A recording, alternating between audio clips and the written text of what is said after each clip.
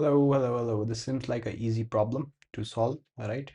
So what we need to do is we need to return up if the input is positive, else down.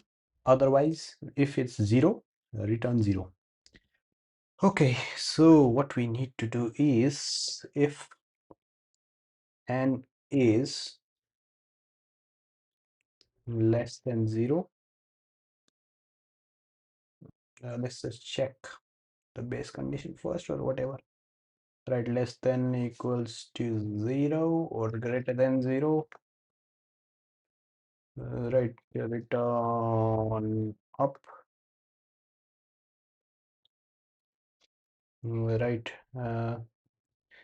elif n is less than 0, return down. Else, what do we do? Return 0, right?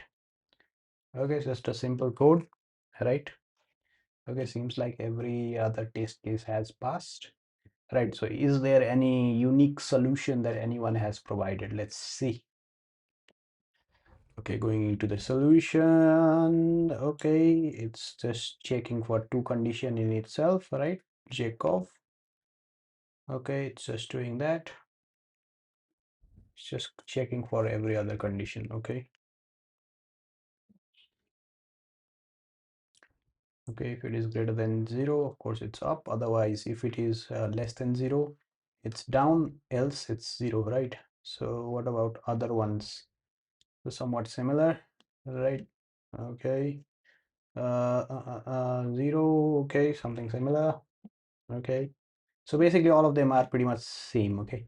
So that's how we basically solve this particular problem. Thank you for your time. Take care.